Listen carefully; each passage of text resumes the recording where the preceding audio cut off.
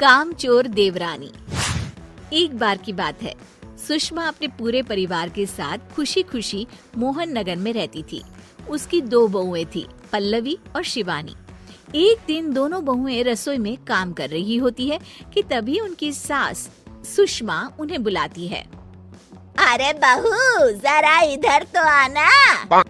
शिवानी, जरा जाकर देखना सासू माँ क्या कह रही हैं। दीदी आप ही देख लो ना जाकर, आपको भी तो सुनाई दे रहा है। अरे मैं आटा गूंद रही हूँ ना, तुम चली जाओ। हाँ तो मैं भी तो सब्जी काट रही हूँ ना दीदी।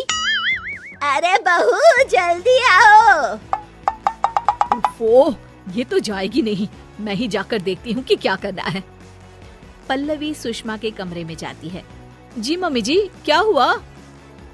शाम को घर पर कुछ मेहमान आने वाले हैं, तो तुम अच्छा सा खाना बना लेना बहू। ठीक है मम्मी जी, आप बता दीजिए क्या क्या बनाना है और कितने लोग आ रहे हैं। सुनील की मौसी जी और उनका पूरा परिवार आ रहा है। कुल मिलाकर 3 लोग और हमें मिलाकर हुए 9 लोग। तो अभी से ही तैयारी करना शुरू कर दो। और हाँ, घर की सफाई भी कर देना, हाँ अच्छे से। जी मम्मी जी, सब काम हो जाएगा, आप चिंता मत कीजिए।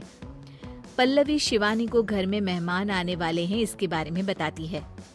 क्या 9 लोगों का खाना बनाना होगा, घर की सफाई करनी है?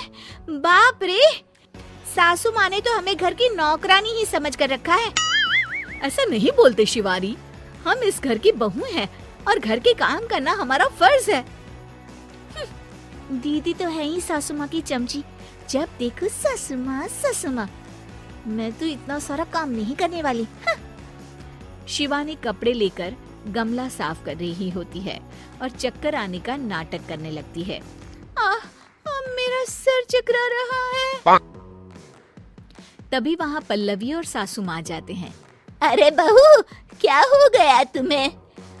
मम्मी जी, बहुत तेज सर में दर्द हो रहा है। तुम एक काम करो शिवानी, आराम कर लो। नहीं नहीं दीदी, घर में मेहमान आने वाले हैं, मुझे आपकी मदद करनी चाहिए। अरे कोई बात नहीं शिवानी, तुम आराम कर लो, मैं सब काम कर लूंगी। ठीक है दीदी, अगर आप इतना कह रही हैं तो आराम कर लेती हूँ। शिवानी आराम से अपने कमरे में मैगजीन पढ़ रही होती है। इसे कहते हैं आराम की जिंदगी। इतना सारा काम। चलो, सारा काम खत्म हो गया।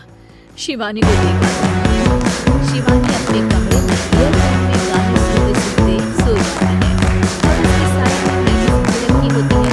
पल्लवी वहाँ जाती है और उसे देखती है। ओहो, तो मतलब सब काम चोरी का बहाना था।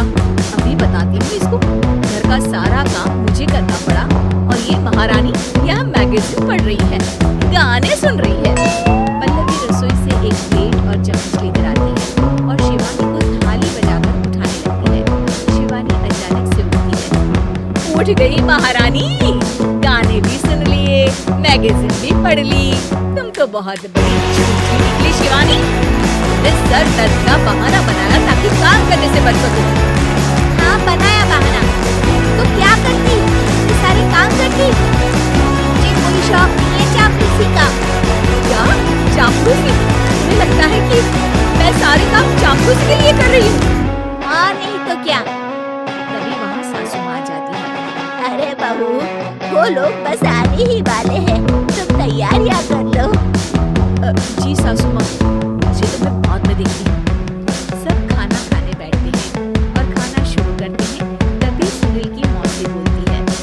वाह भाई वाह, खाना तो बहुत ही अच्छा बना है सुषमा जी, एक एक चीज में क्या स्वाद है। ये सुनकर शिवानी मुंह बना लेती है। उसे अपनी जेठानी की इतनी तारीफ रास नहीं आती। आपकी बहू तो बहुत ही अच्छा खाना बनाती है। हाँ बनाती तो दोनों ही अच्छा है, पर आज ना ये सारा खाना बड़ी बहू ने बनाया है।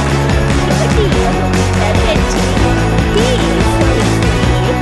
बहुत तो सुषमा जी, आपकी बड़ी बहू तो बहुत कुर्बान है। पल्लवी की तारीफ सुनकर शिवानी को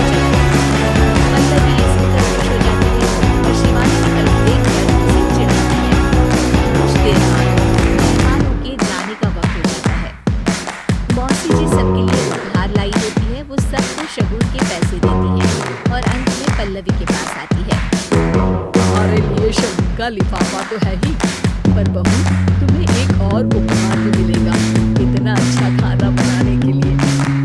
मौसी अपने सोने की कंगन निकाल कर पल्लवी को पहना देती है। ये लो, ये मेरे मनपसंद कंगन है।